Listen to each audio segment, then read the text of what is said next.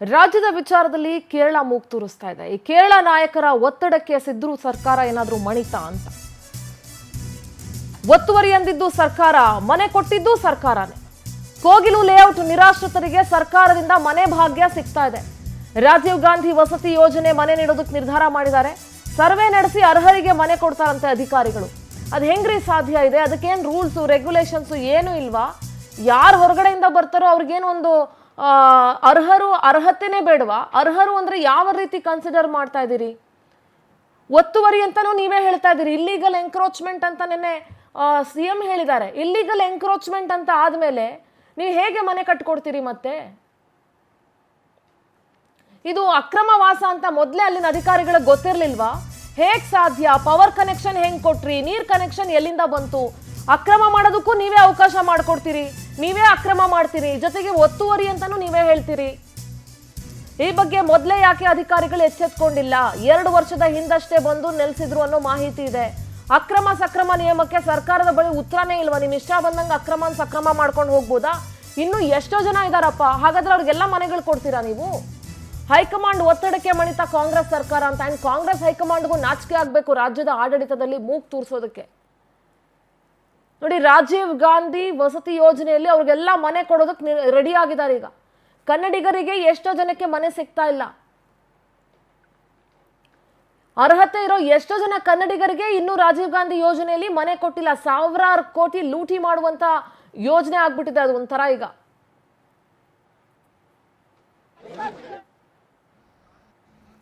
ಕೋಗಿಲು ನಿರಾಶ್ರಿತರಿಗೆ ರಾಕೆಟ್ ವೇಗದಲ್ಲಿ ಪರಿಹಾರ ಕೊಡೋದಕ್ಕೆ ಕ್ರಮ ತೆಗೆದುಕೊಳ್ತಾ ಇದ್ದಾರೆ. ಕೋಗಿಲು ಲೇಔಟ್ನಲ್ಲಿ ಮಿಂಚಿನ ವೇಗದಲ್ಲಿ ಸರ್ವೆ ಕಾರ್ಯ ನಡೀತಾ ಇದೆ. 10 ವರ್ಷ ಸ್ಥಳೀಯ ನಿವಾಸಿಗಳಾಗಿರಬೇಕು ಅನ್ನೋ ನಿಯಮ ಇದೆ. ಇದ್ಯಾವುದೂ ಇಲ್ಲ ಅಂದ್ರೂ ವಸತಿ ಕಲ್ಪಿಸಲು ಸರ್ಕಾರ ಮುಂದಾಗಿದೆ ಅಂತ ಹೇಳಿದ್ರೆ ನೀವು ಯಾವ ಸೀಮೆ ಸರ್ಕಾರ ನಡೆಸ್ತಿರ್ರಿ? ಯಾವ ಸೀಮೆ ಆಡಳಿತ ನಡೆಸ್ತಾ ಇದ್ದೀರಿ? ವಸತಿ ಭಾಗ್ಯ ಕಲ್ಪಿಸೋದಕ್ಕೆ ಸರ್ಕಾರ ಮುಂದಾಗಿದೆಯಲ್ಲ, ಇದಕ್ಕೆ ಯಾರು ನೀವು ನಿಮ್ಗೆ ಇಷ್ಟ ಬಂದಂಗೆ ಮಾಡ್ಕೊಳ್ಬೋದಾ? ಯಾರು ತಪ್ಪು? ಏನ್ ಹೇಳುತ್ತೆ ಇದಕ್ಕೆ ಸಿದ್ದರಾಮಯ್ಯ ಅವ್ರ ಸರ್ಕಾರ? ಅಕ್ರಮವಾಗಿ ನೆಲೆಸಿದ್ದವರಿಗೆ ಪರ್ಯಾಯ ವ್ಯವಸ್ಥೆ ಮಾಡ್ಕೊಡ್ತಾ ಇರೋದು ಎಷ್ಟು ಮಟ್ಟಕ್ಕೆ ಸರಿ?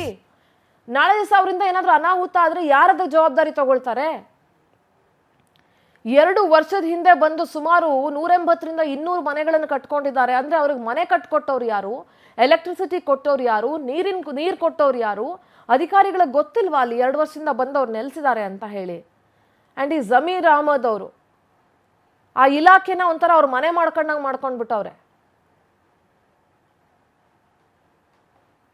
10 ವರ್ಷ ಸ್ಥಳೀಯ ನಿವಾಸಿಗಳಾಗಿರಬೇಕು ಅವರು. 10 ವರ್ಷ ಸ್ಥಳೀಯ ನಿವಾಸಿಗಳು ಅಲ್ಲವೇ ಅಲ್ಲ ಅವರು. ಸಿದ್ದರಾಮಯ್ಯ ಅವರೇ ನಿನ್ನೆ ಓಪನಿಂಗ್ ಅವ್ರ ಮೀಟಿಂಗ್ ಅಲ್ಲಿ ಓಪನಿಂಗ್ ಸ್ಟೇಟ್ಮೆಂಟ್ ಅವ್ರದ್ದು ಇಟ್ಸ್ ಅನ್ ಇಲ್ಲಿಗಲ್ ಎಂಕ್ರೋಚ್ಮೆಂಟ್ ಅಂತ ಹೇಳಿದ್ರು. ಇಲ್ಲಿಗಲ್ ಎಂಕ್ರೋಚ್ಮೆಂಟ್ ಮಾಡಿದವ್ರಿಗೆ ನೀವು ಯಾವ ರೀತಿ ನೀವು ಫೆಸಿಲಿಟಿ ಕೊಟ್ಟು, ಇದು ವೋಟ್ ಬ್ಯಾಂಕ್ ರಾಜಕಾರಣಕ್ಕೆ ಏನ್ ಬೇಕಾದ್ರೂ ಮಾಡ್ತೀರಾ? ಕೇರಳ ಸರ್ಕಾರಕ್ಕೆ ಅಷ್ಟೊಂದು ಮುತುವರ್ಜಿ ಇದ್ರೆ ಅಥವಾ ನಿಮ್ಮ ಕಾಂಗ್ರೆಸ್ ಹೈಕಮಾಂಡ್ಗೆ ಅಷ್ಟೊಂದು ಮುತುವರ್ಜಿ ಇದ್ರೆ ಪಕ್ಷದಿಂದ ಕಟ್ಟಿಸ್ಕೊಡಿ, ಇಲ್ಲ ಅವ್ರನ್ನ ಕೇರಳಗೆ ಕಳಿಸ್ಕೊಡಿ. ಕೇರಳದಲ್ಲಿ ಅವರೇ ಸರ್ಕಾರನೇ ಮನೆ ಮಾಡಿಕೊಡ್ಲಿ ಅವ್ರಿಗೆ.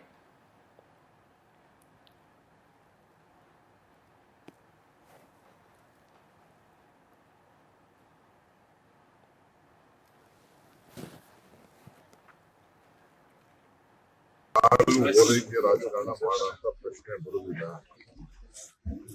ಯಾರು ಇಲ್ಲಿಗಲ್ ಎನ್ಕ್ರೋಚ್ಮೆಂಟ್ ಮಾಡಬಾರ್ದು. ಇಲ್ಲಿಗಲ್ ಎನ್ಕ್ರೋಚ್ಮೆಂಟ್ ಮಾಡೋರಿಗೆ ನಾವೇನು ಗಿಫ್ಟ್ ಕೊಡಕ್ಕೆ ನಾವು ರೆಡಿ ಇಲ್ಲ. ಅವ್ರ ಮೇಲೆ ಯಾರು ಮಾಡಿದಾರೋ ಅದಕ್ಕೆಲ್ಲ ಕೆಲವೆಲ್ಲ ದುಡ್ಡು ಕಲೆಕ್ಟ್ ಮಾಡಿದ್ರು ಮತ್ತೊಂದು ಅಂತ ಹೇಳಿ ಅದರ ಸ್ಟೇಟ್ಮೆಂಟ್ ಅನ್ನು ಕೊಟ್ಟಿದ್ದಾರೆ. ಕೆಲವು ಮಾನವೀಯತೆ ದೃಷ್ಟಿಯಿಂದ ನಮ್ಮ ಗೌರ್ಮೆಂಟ್ ಒಂದು ಸ್ಕೀಮ್ ಇದೆ, ಮುಖ್ಯಮಂತ್ರಿ ಹೌಸಿಂಗ್ ಸ್ಕೀಮ್ ಅಂತ ಒಂದು ಸ್ಕೀಮ್ ಇದೆ. ಅದರಲ್ಲಿ ಅಕಸ್ಮಾತ್ ಎಲಿಜಿಬಲ್ ಇತ್ತು ಅಂತಂದ್ರೆ ಕೆಲವು ಹಿಂದೆ ಕೆಲವು ಭಾಗದಲ್ಲಿ ವಾರ್ಡ್ಗಳಲ್ಲಿ ಹಕ್ಕುಪತ್ರ ಕೊಟ್ಟಿದ್ರು ಅಂತ ಹೇಳ್ತಾ ಇದ್ದಾರೆ. ಅದನ್ನೆಲ್ಲ ಎಕ್ಸಾಮಿನ್ ಮಾಡಕ್ಕೆ ಹೇಳಿದ್ರು. ಜನರ ಹೊರಗಡೆಯಿಂದ ಬಂದವರು ಹೊಸದಾಗೂ ಸೇರ್ಕೊಂಡಿದ್ದಾರೆ. ಅದು ನಮ್ಮ ಜಿನೈನ್ ವೋಟರ್ ಲಿಸ್ಟು ಮತ್ತೊಂದು ಡಾಕ್ಯುಮೆಂಟ್ಸ್ ಎಲ್ಲ ಕರೆಕ್ಟಾಗಿ ಇತ್ತು. ಮುಖ್ಯಮಂತ್ರಿಗಳು ಉಪಮುಖ್ಯಮಂತ್ರಿಗಳು ಸಭೆ ಮಾಡಿ ಏನು ಅಲ್ಲಿ ಮನೆಗಳನ್ನು ಡೆಮಾಲಿಷ್ ಮಾಡಿ ಅವರು ಮನೆ ಕಳ್ಕೊಂಡಿದ್ದಾರೆ ಅವರಿಗೆ ಪರಿಹಾರ ಮತ್ತು ಮನೆಗಳನ್ನು ಕೊಡ್ತಕ್ಕಂಥ ತೀರ್ಮಾನವನ್ನು ಮಾಡಿದ್ದಾರೆ. ಬಹುಶಃ ಅಲ್ಲಿಗೆ ಅದು ಆ ಸಮಸ್ಯೆ ಬಗೆಹರಿಯುತ್ತೆ ಅಂತೇಳಿ ಅಂದ್ಕೊಂಡಿದ್ದೇನೆ. ಬಟ್ ಬಿಜೆಪಿ ಕಾನೂನಾತ್ಮಕವಾಗಿ ತೆಗೆದುಕೊಂಡಿರೋ ನಿರ್ಧಾರಕ್ಕೆ ಸರ್ಕಾರವೇ ಆಗಲಿಲ್ಲ ಅಂದ್ರೆ ಹೇಗೆ ಸರ್? ಅಲ್ಲ, ಈಗ ಅದನ್ನ ಅವ್ರು ಪರಿಶೀಲನೆ ಮಾಡಿ ಅವೆಲ್ಲ ಸಾಧಕ ಬಾಧಕಗಳನ್ನ ನೋಡೇ ತೀರ್ಮಾನ ಮಾಡಿದ್ದಾರೆ. ಮುಖ್ಯಮಂತ್ರಿಗಳು ಮತ್ತು ಉಪಮುಖ್ಯಮಂತ್ರಿಗಳು ತೀರ್ಮಾನ ಮಾಡಿರೋದು ಅವೆಲ್ಲ ನೋಡೇ ಪರಿಶೀಲನೆ ಮಾಡಿದ್ದಾರೆ. ಅದರಿಂದ ಆ ಸಮಸ್ಯೆ ಅಲ್ಲಿಗೆ ಬಗೆಹರಿಯುತ್ತದೆ ಅಂತ ಅಂದ್ಕೊಳ್ತೀನಿ. ಬೇರೆ ಬೇರೆಯವರು ಹೇಳಿಕೆಗಳನ್ನು ಕೊಡೋದು, ರಾಜಕೀಯದ ಉದ್ದೇಶಗಳಿಂದ ಮಾತನಾಡೋದು, ವಿರೋಧ ಪಕ್ಷದವರು ಮಾತನಾಡೋದು, ಇದೆಲ್ಲ ಒಂದು ಭಾಗ. ನಾವು ಅವ್ರಿಗೆ ಏನು ಸಮಸ್ಯೆ ಬಗೆಹರಿಸಬೇಕಾಗಿತ್ತು ಅದನ್ನು ಬಗೆಹರಿಸಿದ್ದಾರೆ ಮುಖ್ಯಮಂತ್ರಿಗಳು ಮತ್ತು ಉಪಮುಖ್ಯಮಂತ್ರಿಗಳು. ಚಲವಾದಿ ನಾರಾಯಣ ಸ್ವಾಮಿ ಅವರು ಇದೇ ವಿಚಾರವಾಗಿ ಆರೋಪ ಮಾಡ್ತಾರೆ, ಸರ್ಕಾರಿ ಭೂಮಿಯಲ್ಲಿ ಯಾರೇ ಮನೆ ಕಟ್ಟಿದ್ರು ಕೂಡ ಕೇರಳದವರು ಇಂಟರ್ಫಿಯರ್ ಆಯ್ತು ಅಂದ್ರೆ ಸರ್ಕಾರ ಅವರಿಗೆ ಎಲ್ಲ ರೀತಿಯ ಸೌಲಭ್ಯಗಳನ್ನ ಮಾಡಿಕೊಡುತ್ತೆ. ಇದು ಸಿಎಂ ಇಂದ ಹಿಡಿದು ಅವರು ಹೇಳಿದ್ದಾರೆ ಅಂತ ಹೇಳಿ ಮಾಡಿರ್ತಕ್ಕಂಥದ್ದಲ್ಲ. ಅವರು ಹೇಳಿರ್ಬೋದು, ಅವ್ರಿಗೆ ಯಾರೋ ಅವ್ರಿಗೆ ಬೇಕಾದವರು ಅಥವಾ ಅವರ ರಾಜ್ಯದವರು ಯಾರಾದರೂ ಇದ್ದಾರೇನೋ ಅಲ್ಲಿ ಗೊತ್ತಿಲ್ಲ. ಆ ಒಂದು 100 ಜನರ ಮಧ್ಯದಲ್ಲಿ ಮುಖ್ಯಮಂತ್ರಿಗಳು ಉಪಮುಖ್ಯಮಂತ್ರಿಗಳು ಸಭೆ ಮಾಡಿ ವೇಣುಗೋಪಾಲ್ ಈ ತರ ಬಂದಿದೆ ಟಿವಿಯಲ್ಲಿ ನೋಡಿ ಅಂತ ಹೇಳಿದ್ದಾರೆ. ತಪ್ಪೇನಿದೆ? ನಮ್ದು ಒಂದು ನ್ಯಾಷನಲ್ ಪಾರ್ಟಿ ನಮ್ಮ ನ್ಯಾಷನಲ್ ಪಾರ್ಟಿ ಅವ್ರು ನಮ್ಮ ನಾಯಕರು. ಈ ಕರ್ನಾಟಕದಲ್ಲಿ ಇದೆ ಸುದ್ದಿ ನಡೀತಾ ಇದೆ ನ್ಯಾಷನಲ್ ಲೆವೆಲಲ್ಲಿ, ಏನಿದೆ ನೋಡಿ ಅಂತ ಮನೆ ಮುಖ್ಯಮಂತ್ರಿಗಳು ಹೇಳಿದ್ದಾರೆ. ಮನೆ ಮುಖ್ಯಮಂತ್ರಿಗಳು ನಿನ್ನೆ ಮೀಟಿಂಗ್ ಮಾಡಿದ್ದಾರೆ. ನಿನ್ನೆ ಮೀಟಿಂಗ್ ಮಾಡಿ ಎಲ್ಲ ಕಾರ್ಪೊರೇಷನ್ ಅಧಿಕಾರಿಗಳಿಗೆ ಸೂಚನೆಯನ್ನು ಕೊಟ್ಟಿದ್ದಾರೆ. ವೆರಿಫಿಕೇಷನ್ ಮಾಡಿ ಯಾರಿಗೂ ಅನ್ಯಾಯ ಆಗಬಾರ್ದು, ಲೋಕಲ್ ಆಗಿರಬೇಕು, ಅವ್ರು ಮಾತ್ರ ಮನೆಗಳು ಕೊಡಬೇಕಂತ ತೀರ್ಮಾನ ಮಾಡಿದ್ದಾರೆ. ಎಲ್ಲರ ಯಾರಿಗೆ ಮನೆ ಕೊಡ್ತೀವಿ ನಾವು, ಆಧಾರ್ ಕಾರ್ಡ್ ಇರ್ತಾರೆ, ರೇಷನ್ ಕಾರ್ಡ್ ಇರ್ತದೆ, BPL ಕಾರ್ಡ್ ಇರ್ತದೆ, ಅಂಥವ್ರು ತಾನೇ ಮನೆ ಕೊಡೋದು. ಅಂಥವ್ರು ಬಿಟ್ಟು ನಾವು ಕೊಡೋಕ್ಕಾಗ್ತದೆ? ಸಾಧ್ಯನಾ? ಈಗ 1 lakh ಹೌಸಿಂಗ್ ಸ್ಕೀಮಲ್ಲಿ ಏನು ಮನೆಗಳು ಕೊಡ್ತಾ ಇದ್ದೀವಿ, ಅಥೆಂಟಿಕ್ ಡಾಕ್ಯುಮೆಂಟ್ಸ್ ಇದ್ದರೆ ಮಾತ್ರ ಕೊಡೋಕ್ಕೆ ಸಾಧ್ಯ. ಎಲ್ಲೋ ಬಾಂಗ್ಲಾದೇಶದಿಂದ ಬರೋರಿಗೆಲ್ಲ ಕೊಡೋಕ್ಕೆ ಸಾಧ್ಯನಾ? ಇಲ್ಲ, ಅಂಥವ್ರು ಕೊಡೋಕ್ಕಾಗಲ್ಲ. ಅಂಥವ್ರು ಹೆಂಗೆ ಕೊಡೋಕ್ಕಾಗ್ತದೆ ನಾವು? ಇಲ್ಲ, ಅಂಥವ್ರು ನನಗೆ ಬಂದಿರೋ ಮಾಹಿತಿ ಪ್ರಕಾರ ಅಂಥವ್ರು ಬಾಂಗ್ಲಾದೇಶ್ ಒಬ್ಬರು ಇಲ್ಲ. ಆ ಟೋಟಲ್ 185 ಜನದಲ್ಲಿ 20 ಜನ ಅವರು ಆಚೆ ಇದ್ದಾರೆ. ಆಚೆ ಅಂದರೆ ನಮ್ಮ ಕರ್ನಾಟಕದವರು. ಅವರು ಯಾದಗಿರಿ ಅವರಿದ್ದಾರೆ, ಗುಲ್ಬರ್ಗ ಅವರಿದ್ದಾರೆ, ರಾಯಚೂರು ಅವರಿದ್ದಾರೆ. 20 ಜನದಲ್ಲಿ 185 ಜನದಲ್ಲಿ 20 ಜನ ಇದ್ದಾರೆ. ಅದು ನಮ್ಮ ರಾಜ್ಯದವ್ರೆ. ಅವರು ಯಾದಗಿರಿ, ಗುಲ್ಬರ್ಗ, ಬೀದರ್ ಅಂಥವ್ರು 20 ಜನ ಇದ್ದಾರೆ. ಈಗ BBMP ಅಧಿಕಾರಿಗಳಿಗೆ ಮನೆ ಮುಖ್ಯಮಂತ್ರಿಗಳು ಉಪಮುಖ್ಯಮಂತ್ರಿಗಳು ಸೂಚನೆ ಕೊಟ್ಟಿದ್ದಾರೆ. ಅವರು ಪಟ್ಟಿಯನ್ನು ರೆಡಿ ಮಾಡ್ತಾರೆ. ಯಾರ ಟ್ರ್ಯಾಪ್ಗೆ ನಾವು ಇದಾಗಲ್ಲ. ಈಗ ಕೇರಳದವ್ರು ಬಂದಿದ್ರಪ್ಪ, ಕೇರಳದವ್ರು ಬಂದು ಏನು ಮಾಡಿದ್ರು? ಆಯಿತು, ಬಂದರು. ಈಗ ಇದೇ ಥರ ಬುಲ್ಡೋಸ್ UPದಲ್ಲಾಗಿತ್ತು. ಏನಕ್ಕೆ UPಗೆ ಹೋಗಲಿಲ್ಲ? 1.5 ವರ್ಷ ಹಿಂದೆ UPಗೆ ಹೋಗ್ಬೇಕಾಗಿತ್ತಾನೆ. UPಗೆ ಹೋಗಿದ್ರಾ? ಈಗ ಬರೇ ನೆಕ್ಸ್ಟ್ ಇಯರಲ್ಲಿ ಏಪ್ರಿಲಲ್ಲಿ ಚುನಾವಣೆ ಹಿನ್ನೆಲೆಯಲ್ಲಿ ರಾಜಕೀಯ ಮಾಡೋಕ್ಕೆ ಬಂದಿರೋದು. ಅವ್ರು ಬಂದ್ರಿಲ್ಲ. ಅವ್ರು ಬಂದು ಅಟ್ಲೀಸ್ಟ್ ಏನಾರು ಘೋಷಣೆ ಮಾಡಿದ್ರ ಆಯ್ತಪ್ಪ 180 ಜನ ಈ ಥರ ಬುಲ್ಡೋಸ್ ಮಾಡಿದ್ದಾರೆ ಅವ್ರ ಮನೆಗಳು, ನಮ್ಮ ಸರ್ಕಾರ ವತಿಯಿಂದ ಇಲ್ಲ ಪಾರ್ಟಿ ವತಿಯಿಂದ 100 ಮನೆ ಕಟ್ಕೊಡ್ತೀವಿ ಅಂತ ಏನಾರು ಹೇಳಿದಾರ? ಇದೇ ಥರ ಫ್ಲಡ್ಡಲ್ಲಿ ಮನೆಗಳು ಹಾಳಾಗಿತ್ತು ಕೇರಳದಲ್ಲಿ ಹೋದ ವರ್ಷದಲ್ಲಿ. ನಮ್ಮ ಕರ್ನಾಟಕ ಸರ್ಕಾರದಿಂದ ಮನೆ ಮುಖ್ಯಮಂತ್ರಿಗಳು 100 ಮನೆ ಕಟ್ಕೊಡ್ತೀನಿ ಅಂತ ಹೇಳ್ಬಿಟ್ಟು ನಮ್ಮ ರಾಜೀವ್ ಗಾಂಧಿಯಿಂದನೇ 100 ಮನೆ ಕಟ್ಕೊಡ್ತಾ ಇದ್ದೀವಿ ನಾವು. ಅಕ್ರಮ ಇರೋರಿಗೆ ಸಕ್ರಮ ಯಾಕೆ ಮಾಡಕ್ಕೆ ಕೊಡ್ತಿದೆ ಸರ್ಕಾರ? ಹಂಗಾರೆ ಬೇರೆ ಕಡೆನೂ ಹಿಂಗೆ ಮಾಡ್ತೀರಾ ಅಂತ?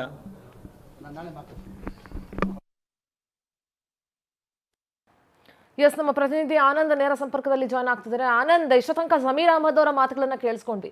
ಅಕ್ರಮ ಇರೋರಿಗೆ ಸಕ್ರಮ ಯಾಕೆ ಮಾಡ್ಕೊಡ್ತಾ ಇದ್ದೀರಾ? ಬೇರೆ ಕಡೆನೂ ಎಲ್ರಿಗೂ ಹೀಗೆ ಮಾಡ್ಕೊಡ್ತೀರಾ ಅಂದ್ರೆ ಅವ್ರು ಏನು ಮಾತೇ ಆಡ್ಲಿಲ್ಲ. ಫಸ್ಟ್ ಆಫ್ ಆಲ್, ಈ ಹೊರಗಡೆಯಿಂದ ಬಂದವ್ರಿಗೆ ಸರ್ಕಾರ ಯಾವ ರೀತಿ ಮನೆಗಳನ್ನ ಮಾಡ್ಕೊಡೋದಕ್ಕೆ ಮುಂದಾಗಿದೆ? ಯಾಕೆಂದ್ರೆ 10 ವರ್ಷ ಅವರು ಸ್ಥಳೀಯ ನಿವಾಸಿಗಳಾಗಿರ್ಬೇಕು ಅನ್ನುವಂಥ ಒಂದಷ್ಟು ಕಾನೂನುಗಳಿದೆ, ಕಟ್ಲೆಗಳಿದೆ. ಅದು ಯಾವುದನ್ನು ಕೂಡ ಪಾಲಿಸದೆ ಕೇವಲ ಹೈಕಮಾಂಡ್ ಒತ್ತಡಕ್ಕೂ ಅಲ್ಲ, ಕೇರಳ ಸರ್ಕಾರದ ಒತ್ತಡಕ್ಕೂ ಮಾಡಿದು ಸರ್ಕಾರ ಈಗ ಮನೆ ಮಾಡ್ಕೊಡೋದಕ್ಕೆ ಮುಂದಾಗಿದ್ಯಾ ಅಂತ? ಖಂಡಿತವಾಗ್ಲೂ ಸಿಂಧೂರ, ಇಂಥದ್ದೊಂದು ಪ್ರಶ್ನೆ ಸರ್ವೇಸಾಮಾನ್ಯವಾಗಿ ಉದ್ಭವ ಆಗುತ್ತೆ. ಯಾಕೆಂದರೆ KC ವೇಣುಗೋಪಾಲ್ ಅವರು ಎಂಟ್ರಿ ಆದ ತಕ್ಷಣವೇ CM ಸಿದ್ದರಾಮಯ್ಯನವರು ಉನ್ನತ ಮಟ್ಟದ ಸಭೆಯನ್ನು ಮಾಡ್ತಾರೆ. ಸಭೆಯನ್ನು ಮಾಡಿ ಇಲ್ಲಿರ್ತಕ್ಕಂಥ ಒಂದು ನಿವಾಸಿಗಳಿಗೆ ಏನಿದ್ದಾರೆ ಅವರಿಗೆ ಪುನರ್ವಸತಿಯನ್ನು ಕಲ್ಪಿಸ್ಕೊಡ್ತಕ್ಕಂಥ ಒಂದು ಕೆಲಸವನ್ನು ಮಾಡ್ತಾರೆ. ಆದರೆ ಇಲ್ಲಿ ಪ್ರಮುಖವಾಗಿ ಇಲ್ಲಿರ್ತಕ್ಕಂಥ ನಿವಾಸಿಗಳು ಎಷ್ಟು ವರ್ಷದಿಂದ ಇದ್ರು, ಅಥವಾ ಬೇರೆ ರಾಜ್ಯಗಳಿಂದ ಏನಾದರೂ ಗುಳೆ ಬಂದಿದ್ದಾರಾ, ಅಥವಾ ಬಾಂಗ್ಲಾದೇಶ ವಾಸಿಗಳೇನಾದರೂ ಇದ್ದಾರಾ ಅನ್ನೋದ್ರ ಬಗ್ಗೆ ಕೂಲಂಕುಷವಾಗಿ ಒಂದು ಪರಿಶೀಲನೆಯನ್ನು ಮಾಡಬೇಕಾಗಿತ್ತು. ಅದ್ಯಾವ ಒಂದು ಪರಿಶೀಲನೆ ಆಗದೆ ಈಗ ಏಕಾಏಕಿ ಪುನರ್ವಸತಿಯನ್ನು ಕಲ್ಪಿಸ್ಕೊಟ್ಟಿರ್ತಕ್ಕಂಥದ್ದು ಕೂಡ ಒಂದು ರೀತಿ ವೋಟ್ ಬ್ಯಾಂಕ್ ರಾಜಕಾರಣ ಅಂತ BJP ನಾಯಕರು ಆರೋಪವನ್ನು ಮಾಡ್ತಾ ಇರ್ತಕ್ಕಂಥದ್ದು. ನಾನು ಸ್ಥಳದಲ್ಲೇ ಇದ್ದೀನಿ. ಈ ಸ್ಥಳದಲ್ಲಿ ಕೆಲವರು ಇಲ್ಲಿನ ನಿವಾಸಿಗಳು ಕೂಡ ಇದ್ದಾರೆ, ಅವರನ್ನು ಕೂಡ ಮಾತಾಡ್ತೀನಿ. ಸರ್, ನೀವು ಇಲ್ಲೇ ಇದ್ದೀರಾ ಮುಂಚೆಯಿಂದ? ಏನ್ ನಿಮ್ಮ ಹೆಸರು? ಚಂದ್ರಶೇಖರ್ ಸರ್. ಚಂದ್ರಶೇಖರ್ ಅವರೇ, ಈಗ ಇಲ್ಲಿರ್ತಕ್ಕಂಥ ಮನೆಗಳು ಏನ್ ಕಟ್ಕೊಂಡಿದ್ರಿ ಇದೆಲ್ಲವೂ ಕೂಡ ಕಸ ತುಂಬತಕ್ಕಂಥ ಒಂದು ಪ್ಲಾಂಟ್ ಆಗಿತ್ತು. ಹಾಗಾಗಿ ಸರ್ಕಾರ ಇದನ್ನೆಲ್ಲನೂ ಕೂಡ ನೆಲಸಮ ಮಾಡಿದೆ. ತಮ್ಗೇನಾದ್ರೂ ನೋಟಿಸ್ ಏನಾದ್ರು ಕೊಟ್ಟಿದ್ರಾ? ನೋಟಿಸ್ ಯಾರು ಕೊಟ್ಟಿಲ್ಲ ಸರ್ ನಮ್ಗೆ. ನಿಮ್ದು ಐಡಿ ಕಾರ್ಡ್ ಐಡಿ ಪ್ರೂಫ್ ಮತ್ತೆ ಆಧಾರ್ ಕಾರ್ಡ್ ಏನಾದ್ರು ಇದೆಯಾ? ವೋಟರ್ ಐಡಿ ಎಷ್ಟು ವರ್ಷದಿಂದ ಇದ್ರಿ ಚಂದ್ರಶೇಖರ್ ಅವರು ಇಲ್ಲಿ? 16 ವರ್ಷದಿಂದ ಇದೀನಿ ಸರ್. 16 ವರ್ಷದಿಂದ ಇದ್ದೀರಿ. ಇಲ್ಲಿ ಗುಡಿಸ್ಲಿತ್ತು, ಆಮೇಲೆ ಒಳಗಡೆ ಹಾಕೊಂಡಿದ್ದೀರಿ. ನಾವೆಲ್ಲರೂ ಕಟ್ತಾ ಇದ್ರೆ ನಂಗೆ ಹಾಕೊಂಡಿದ್ದಾಯ್ತು ಸರ್. 16 ವರ್ಷದಿಂದ ಇಲ್ಲಿ ಎಷ್ಟು ಮನೆಗಳಿತ್ತು? 16 ವರ್ಷದ ಮುಂದೆ ಒಂದು 120 ಮನೆಗಳಿತ್ತು ಸರ್. ಆಮೇಲೆ ಎಲ್ಲರೂ ಇನ್ನ ಕಟ್ಕೊಂಡಿದ್ದೀವಿ ಸರ್ ನಾವು. ಯಾಕಂದ್ರೆ ಅವಾಗ ಚಿಕ್ಕದಾಗಿತ್ತು, ಇವಾಗ ಸ್ವಲ್ಪ ದೊಡ್ಡದಾಗಿ ಕಟ್ಕೊಂಡಿದ್ದೀರಿ ಅಷ್ಟೇ ಸರ್. ಇಲ್ಲಿ ಬಂದಂತವ್ರು ಸುಮಾರು ಜನ ಹೊರಗಡೆಯಿಂದ ಬಂದಂತವ್ರು ಇಲ್ಲಿ ಇದ್ದಾರೆ ಅನ್ನೋ ಆರೋಪಗಳು ಕೂಡ ಇದೆ ಸರ್. ಆರೋಪ ಎಲ್ಲೋ ಕುಂತ್ಕೊಂಡು ಹೇಳೋದಲ್ಲ, ಇಲ್ಲಿ ಬಂದು ಇವಾಗ ನಿಮ್ಮಂಥವ್ರು ಮೀಡಿಯಾ ಅವ್ರು ಬಂದು ಎಂಕ್ವೈರಿ ಮಾಡ್ತಾ ಇದ್ದೀರಲ್ಲ, ನೋಡ್ತಾ ಇದ್ದೀರಿ ತಾನೇ, ಕನ್ನಡ ಮಾತಾಡ್ತಾ ಇದ್ದೀರಿ, ಹಿಂದಿಯವರು ಇದ್ದಾರೆ, ಮುಸ್ಲಿಂ ಅವರು ಇದ್ದಾರೆ, ಎಲ್ಲರೂ ಕ್ರಿಶ್ಚಿಯನು ಆದಿ ಕರ್ನಾಟಕ ಎಲ್ಲರೂ ಇದ್ದಾರೆ ಸರ್ ಇಲ್ಲಿ. ಯಾಕಂದ್ರೆ ತಾವು ಈಗ ನಿಮ್ ತರ ಇದು ನಿಮ್ ವೋಟರ್ ಐಡಿ ಎಲ್ಲಾನು ಕೂಡ ಶೋ ಮಾಡ್ತಾ ಇದ್ದೀರಾ. ಆದ್ರೆ ಬೇರೆಯವರು ತಮ್ಮ ವೋಟರ್ ಐಡಿ ಆಗಿರ್ಬೋದು ಅಥವಾ ಆಧಾರ್ ಕಾರ್ಡ್ ಇದ್ಯಾವುದನ್ನು ಕೂಡ ಶೋ ಮಾಡ್ತಾ ಇಲ್ಲ. ಕೆಲವರು ಬೇರೆ ಬೇರೆ ಕಡೆ ಇರ್ತಕ್ಕಂಥ ಬೇರೆ ರಾಜ್ಯಗಳದ ಒಂದು ವೋಟರ್ ಐಡಿಯನ್ನ ಪಡೆದುಕೊಂಡಿದ್ದಾರೆ ಅನ್ನೊಂದು ಆರೋಪಗಳಿದೆ. ಇಲ್ಲ ಸರ್, ಎಲ್ಲರದು ನೀವು ಬೇಕಾದ್ರೆ ಮನೆನೂ ಹೋಗಿ ಏನೋ voter ID, Aadhaar card, ration card ಏನೈತೆ ಎಲ್ಲಾನು ಚೆಕ್ ಮಾಡ್ಬೋದು ಸರ್, ಏನು ತೊಂದರೆ ಇಲ್ಲ. ತಾವು ಸರ್, ತಾವ್ಯಾರು ಸರ್? ಇಲ್ಲವರಲ್ಲ. ಓಕೆ, ಇನ್ನಷ್ಟು ಜನ ಮಾತಾಡ್ತೀನಿ. ಸಿಂಧೂರ ಪ್ರಮುಖವಾಗಿ ಸರ್, ನೀವು ಇಲ್ಲೇನ ಇರೋದು? ಕೆಳಗಡೆ ಅವರಾ?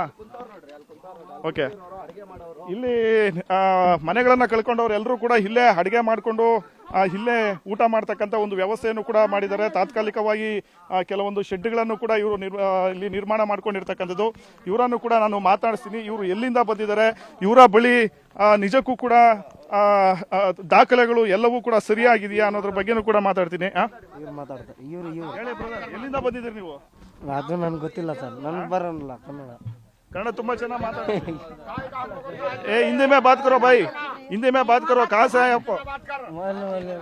ಮಾತಾಡೋಣ ಅವ್ರ ಹತ್ರ.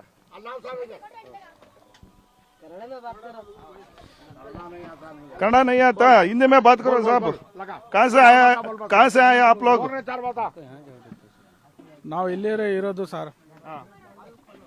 22 ವರ್ಷ ಆಯಿತು ನಾವು ಇಲ್ಲಿ ಬಂದು ಇಲ್ಲೇ ಐತೀವಿ. ಇಲ್ಲೇ ಹುಡುಗರು ಐತೆ, ಚಿಕ್ಕ ಹುಡುಗರೆಲ್ಲ ಸ್ಕೂಲ್ಗೆ ಹೋಗ್ತಾ ಇದ್ದಾರೆ. ಫಸ್ಟು ಕೆಳಗಡೆ ಸ್ಕೂಲ್ಗೆ ಹೋಗ್ತಾ ಇದ್ದೀವಿ. ಅದು ಇವಾಗ ಆವತ್ತು ಸ್ಕೂಲ್ ಇರಲಿಲ್ಲ. ಈ ವರ್ಷ ಕೆತ್ತಮ್ಮ ಬನಾಸ ಸ್ಕೂಲ್ ಮಾಡಿ 10 ವರ್ಷ ಆಯಿತು ಸರ್. ಫಸ್ಟಿಂದ ಆ ಸ್ಕೂಲ್ಗೆ ಹೋಗ್ತಾ ಇದ್ದೀವಿ ಹುಡುಗರು. ನಾವು ಇಲ್ಲೇ ಐತೀವಿ. ಅಲ್ಲಿಂದ ಆಂಧ್ರದಿಂದ ಬಂದಿದ್ದೀವಿ. ನಾವು ಇಲ್ಲೇ ವಾಸ ಮಾಡ್ತಾ ಇದ್ದೀವಿ. ಆವಾಗಿಂದ voter card, Aadhaar card, PAN card ಇಲ್ಲೇ ಮಾಡಿಸಿದ್ದೀವಿ ನಾವು. ಆಂಧ್ರದಿಂದ ಬಂದ ಎಷ್ಟು ವರ್ಷ ಆಯಿತು? 30 ವರ್ಷ ಆಯಿತು ಸರ್. 30 ವರ್ಷ ಆಯಿತು. 30 ವರ್ಷದಿಂದ ಇಲ್ಲೇ ಇದ್ದೀರಾ? ಇಲ್ಲೇ ಇದ್ದೀವಿ ಸರ್. ನಾನು ಎಲ್ಲಿ ಹೋಗಿಲ್ಲ. ಏನು ಮನೆ ಇಲ್ಲ, ಊರು ಇಲ್ಲ. ಊರದಲ್ಲಿ ಏನು ಮನೆ ಇಲ್ಲ ನಮಗೆ, ಯಾವ ಕಡೆನೂ ಇಲ್ಲ sir.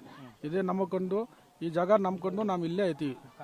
Aadhaar card, voter list ಎಲ್ಲ ಯಾವ ಒಂದು ಅಡ್ರೆಸ್ ಇದೆ? ಇದೇ ಅಡ್ರೆಸ್ ಸರ್, ಫಕೀರ್ ಲೇಔಟ್, ಇಟ್ಕೆ ಫ್ಯಾಕ್ಟ್ರಿ. ಇದೆ ಸರ್. ಆಧಾರ್ ಕಾರ್ಡ್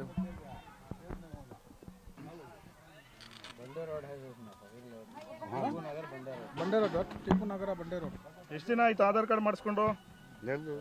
ನೋಡಿಲಿ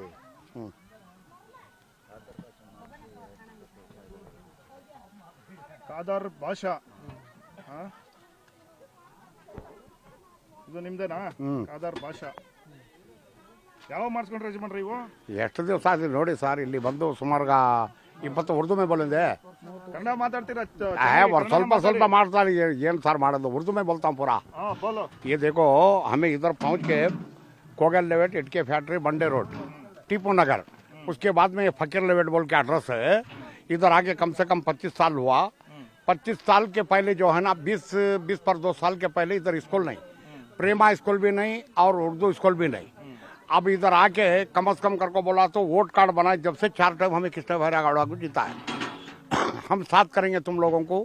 रोडा का, घरा का, साइडा का सब करेंगे. करंट का सब हमारा इंचार्ज. और पानी का नली भी इधर डलाएंगे. गरीब से गरीब लोग है तुम लोग. हमको तुम्हें वोट का मददगार करो. जो भी होगा हम ना तुमको हम संभालेंगे. रहवासिया बनाएंगे बेंगलुरु के करके बोले. आगो 30 साल से भी इधर जिंदगी कर रहे. कृष्णा भैरागौड़ा? हाँ, कृष्णा भैरागौड़ा बताया. तो ये सभी 1, 2, 3, 4 रोडा का नक्शा छुड़ा दिए. उनके दोपहर से हमें साइडा हमें गिन ले. गिनने को बैठ गए। 4 टाइम कृष्ण भैरागौड़ा को वोट दलाई जीता है। तत्कालम का पेपर है, पैन कार्ड है, वोट कार्ड है, और गैस सिलेंडर का बिल बुक है, और करंट का बिल बुक है, सब कुछ फुरपा है हमारे पास। अब लास्ट में साथ करती बोल को ऐसा हल कर दिया। गरीब से गरीब लोग है, अल्लाह मददगार है। सब देखो साहब हमारी जिंदगी क्या हो रही, इसके वास्ते लास्ट में सब बना के मैं दे तो बोला कृष्ण भैरागौड़ा। अब बात यह है, जगह भी मैं दिलाऊंगा, क्या परेशान करो मत तुम्हें, यहाँ से जगह देने के बाद ये जगह खाली करो बोल को बात बोला है। अल्लाह का करम है, जगह हमें उनकी बात सुन के जगह खाली करते हैं, जीने के घर को जाते हैं अपार्टमेंट को। अल्हम्दुलिल्लाह अस्सलाम वालेकुम। वहां तक हुआ। ಸೊ ಇವರು ಹೇಳ್ತಾ ಇರ್ತಕ್ಕಂಥ ಸಿಂಧೂರ, ಇಲ್ಲಿ ಇರ್ತಕ್ಕಂಥವ್ರಿಗೆ ಮನೆಗಳನ್ನ ನಿರ್ಮಾಣ ಮಾಡ್ಕೊಡ್ತೀವಿ ಅನ್ನೋ ಒಂದು ಭರವಸೆಯನ್ನ ಕೃಷ್ಣ ಬೈರೇಗೌಡ ಅವರು ಕೊಟ್ಟಿದ್ರಂತೆ. ಜೊತೆಗೆ ಚುನಾವಣೆ ಸಂದರ್ಭದಲ್ಲಿ ಇವರಿಗೆ ನೀರಿನ ವ್ಯವಸ್ಥೆ, ವಿದ್ಯುತ್ ವ್ಯವಸ್ಥೆ ಎಲ್ಲವನ್ನೂ ಕೂಡ ಮಾಡ್ಕೊಡ್ತೀವಿ ಅನ್ನೋ ಒಂದು ಭರವಸೆಯನ್ನ ಕೊಟ್ಟಿದ್ರು. ಅದರಂತೆ ನಾವು 4 ಬಾರಿ ಅವರಿಗೆ ವೋಟನ್ನ ಹಾಕಿದೀವಿ ಅನ್ನೋ ಒಂದು ಮಾತನ್ನ ಹೇಳ್ತಾ ಇರ್ತಕ್ಕಂಥದ್ದು. ಇಲ್ಲಿ ಖಂಡಿತವಾಗ್ಲೂ ನೀವು ನೋಡಬಹುದು, ಈ ಸ್ಥಳವನ್ನ ಎಲ್ಲವೂ ಕೂಡ ಡಂಪಿಂಗ್ ಮಾಡ್ತಕ್ಕಂಥ ಒಂದು ಸ್ಥಳನೇ. ಸುಮಾರು ಒಂದು 15 ಎಕರೆಯಷ್ಟು ಈ ಜಾಗ ಇದೆ. ಈ ಜಾಗದಲ್ಲಿ ಎಲ್ಲವೂ ಕೂಡ ಡಂಪಿಂಗ್ ಮಾಡ್ತಕ್ಕಂಥ ಒಂದು ಸ್ಥಳದಲ್ಲಿ ಈ ರೀತಿ ಒಂದು ಅಕ್ರಮವಾಗಿ ಮನೆಗಳನ್ನ ನಿರ್ಮಾಣ ಮಾಡ್ಕೊಂಡಿದ್ರು ಅಂತ ಜಿಬಿ ಅಧಿಕಾರಿಗಳು ಎಲ್ಲವನ್ನೂ ಕೂಡ ಡೆಮಾಲಿಷನ್ ಮಾಡಿರ್ತಕ್ಕಂಥದ್ದು. ಆದರೂ ಕೂಡ ಎಲ್ಲರೂ ಕೂಡ ತಾತ್ಕಾಲಿಕವಾಗಿ ಗುಡಿಸಲುಗಳನ್ನ ನಿರ್ಮಾಣ ಮಾಡ್ಕೊಂಡಿದ್ದಾರೆ. ಇದೇ ಸ್ಥಳದಲ್ಲೂ ಬೇಕು ಅಂತ ಪಟ್ಟಿರ್ತಿದ್ದಾರೆ. ಆದ್ರೆ ರಾಜ್ಯ ಸರ್ಕಾರ ಇವರಿಗೆ ರಾಜೀವ್ ಗಾಂಧಿ ವಸತಿ ನಿಗಮದಲ್ಲಿ ಒಂದಷ್ಟು ಮನೆಗಳನ್ನ ಕೊಟ್ಕೊಡ್ತೀವಿ ಅನ್ನೊಂದು ಭರವಸೆಗಳನ್ನ ಕೊಡ್ತಾ ಇರ್ತಕ್ಕಂಥದ್ದು. ಇಲ್ಲೊಬ್ರು ಲೇಡಿ ಬರ್ತಾ ಇದ್ದಾರೆ, ಅವರನ್ನು ಕೂಡ ಮಾತಾಡ್ತೀನಿ. एक्सक्यूज मी मैडम, आप कहाँ से मैडम? इधर के कितने साल से यहाँ रहते हैं आप? हम लोग 20 साल से इधर ही है। 20 साल 20-15 साल। इधर का वोटर आईडी सब कुछ है पर सब कुछ है, पक्का इधर ही है, पक्का इधर का ही है सर। इधर के कैन यू दिखा सकते हैं आधार? सबको दिखा के थक गए हम लोग। परवीन हाजी, हाजिरा ನೋಡಿ ಸುಂದರ, ಇದು ಇವರ ಒಂದು ಆಧಾರ್ ಕಾರ್ಡ್ ಇದೆ, ಅಡ್ರೆಸ್ ಪ್ರೂಫ್ಗೆ ಇಟ್ಕೊಂಡಿದ್ದಾರೆ. Ameed Nawaz Khan, 3rd cross Bande road, Tipu Nagar near Anwariya Masjid, Kogilu layout, Yelahanka. ಈ ಒಂದು ಅಡ್ರೆಸ್ಗೆ ಇವರೆಲ್ಲರಿಗೂ ಕೂಡ ಆಧಾರ್ ಕಾರ್ಡ್ಗಳನ್ನು ಕೂಡ ನೀಡಲಾಗಿರ್ತಕ್ಕಂಥದ್ದು. ಯಾಕಂದ್ರೆ ಇವ್ರು ಹೇಳ್ತಾ ಇದ್ದಾರೆ, ಕಳೆದ 3-4 ಬಾರಿಯಿಂದನೂ ಕೂಡ ಕೃಷ್ಣ ಬೈರೇಗೌಡರಿಗೆ ನಾವು ಮತ ಹಾಕಿದೀವಿ. 4 ಸತಿ ಹಾಕಿದಾರಂತೆ. 4 ಸರಿಯಿಂದನೂ ಕೂಡ ಅವ್ರಿಗೆ ಮತದಾನ ಕೊಟ್ಟಿದ್ದಾರೆ. ಮತ್ತೆ ಇಲ್ಲಿ ಅಕ್ರಮವಾಗಿ ನಿರ್ಮಾಣ ಮಾಡ್ಕೊಂಡಿರ್ತಕ್ಕಂಥ ಮನೆಗಳಿಗೆ ಆನಂದ್, ಅದನ್ನೇ ಹೇಳ್ತಾ ಇದ್ದೀನಿ. ಇವ್ರು ಹೆಂಗೆ ಅಂದ್ರೆ ಮಗುನು ಚಿವುಟಿ ತೊಟ್ಲುನು ತೂಗುವಂತ ಕೆಲಸ ಮಾಡ್ತಾರೆ. ಕೃಷ್ಣ ಬೈರೇಗೌಡ್ರಿಗೆ ಜವಾಬ್ದಾರಿ ಇರ್ಬೇಕಾಗಿತ್ತು. ಅದು ಸರ್ಕಾರಿ ಜಾಗ ಅಂತ ಕೃಷ್ಣ ಬೈರೇಗೌಡ್ರಿಗೆ ಗೊತ್ತಿಲ್ವಾ? ಕಂದಾಯ ಇಲಾಖೆ ಸಚಿವರಾಗಿದ್ದಾರೆ ಅವರು. ವೋಟ್ ಹಾಕಿಸ್ಕೊಳ್ಳೋಕೋಸ್ಕರ ಅವ್ರಿಗೆ ಆಧಾರ್ ಕಾರ್ಡ್ ಮಾಡ್ಕೊಟ್ಟು, ರೇಷನ್ ಕಾರ್ಡ್ ಮಾಡ್ಕೊಟ್ಟು, ವೋಟರ್ ಐಡಿ ಮಾಡ್ಕೊಟ್ಟು, ನೀರು, ಎಲೆಕ್ಟ್ರಿಸಿಟಿ ಎಲ್ಲ ಕೊಟ್ಟಿದಾರಲ್ಲ. ಏನ್ ಕೃಷ್ಣ ಬೈರೇಗೌಡ ಅವ್ರ ಮನೆಯಿಂದ ತಂದು ಕೊಟ್ಟಿದಾರೇನ್ರಿ?